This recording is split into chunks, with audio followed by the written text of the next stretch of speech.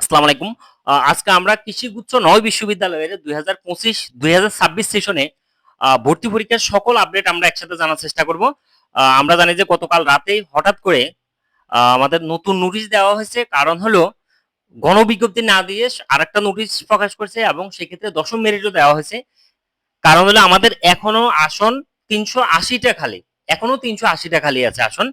তো সেক্ষেত্রে আমাদের এখন সর্বশেষ আপডেট অনুযায়ী আমাদের আজকে কিন্তু অলরেডি ১,০০৮ জন, অর্থাৎ আমাদের টোটাল ওয়েটিং ছিল ৭,২২৪ জন। এর মধ্যে ৫,৯০০ প্লাস কিন্তু প্রায় ৬,০০০-এর মতো কিন্তু সাবজেক্ট পেয়েছে। এরপরও আরো যে ১২-১৩০০-র মতো ছিল, এর মধ্যে যারা সাবজেক্ট চয়েস দিয়েছে তাদের মধ্য থেকে ১,০০৮ জনের একটা তালিকা প্রকাশ করা হয়েছে। আমরা ওয়েবসাইটে ঢুকলেই পাবো। সেক্ষেত্রে আর কারো যদি দরকার হয় আমাকে বললো, আমি ইয়েতে দিয়ে দিব, এই লিঙ্কটা দিয়ে দিব।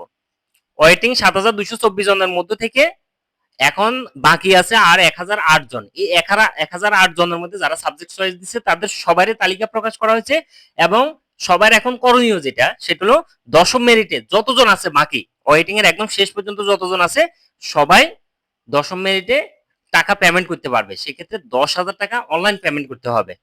এটা হলো একটা আপডেট। আরেকটা আপডেট হলো এই যে ১,০০৮ জনের মধ্যে আসন খালি আছে ৩৮০টা, সবাই তো আর পেমেন্ট করবে না, কারণ অলরেডি অনেকে অনেক জায়গায় সাবজেক্ট পেয়ে গেছে।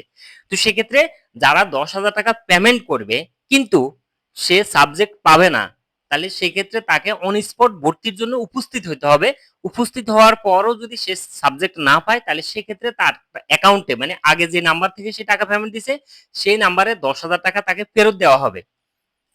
আর গণবিজ্ঞপ্তির যে তালিকা প্রকাশ করা হবে সেটা হলো এই যে দশম মেরিটে ভর্তির পর আসন খালি থাকবে, তারপর গণবিজ্ঞপ্তি দিবে, তারপরে এই গণবিজ্ঞপ্তি বলতে সেটা ২৩ জুন তালিকা প্রকাশ করবে।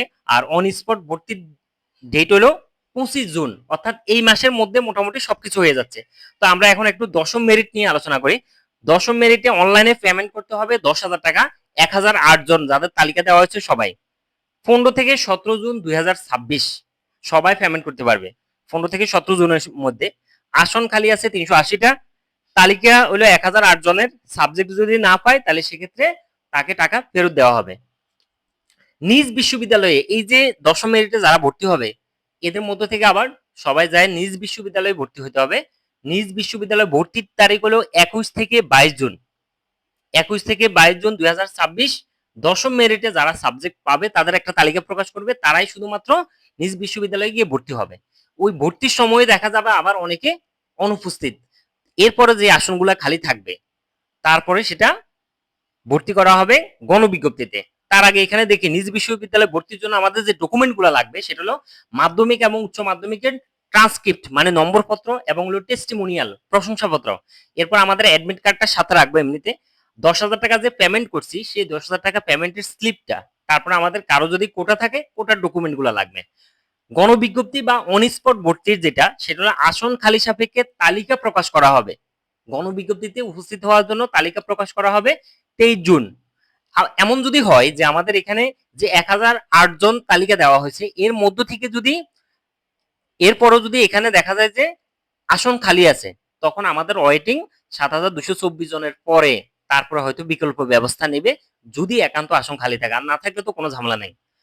অন স্পট ভর্তি হলেও সবাইকে, যারা অন স্পট ভর্তির জন্য উপস্থিত থাকবে সবাইকে গাজীপুর কৃষি বিশ্ববিদ্যালয়ে উপস্থিত হতে হবে নির্দিষ্ট বুথে।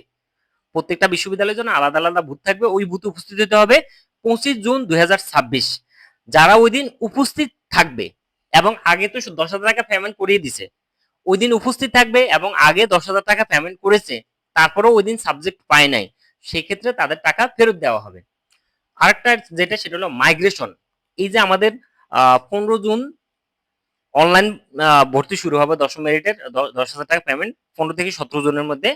আমরা যদি আমাদের তো সবার ভর্তির পরে কিন্তু এই যে আগে যারা ভর্তি হয়ে আছে তাদের, যারা ভর্তি হয় না তাদের তো হিসাব বাদ, যারা আগে ভর্তি হয়ে আছে তাদের ক্ষেত্রে তারা যদি এখন, যেহেতু অটো মাইগ্রেশন চালু হয়ে আছে, কেউ যদি এমন হয় যে সে তার যে সাবজেক্টটা পছন্দের ছিল সেই সাবজেক্টটা পেয়ে গেছে, তার উপরে যে সাবজেক্ট আছে তার এটা দরকার নেই, তাহলে সেক্ষেত্রে এখন মাইগ্রেশনটা বন্ধ করে দিতে হবে।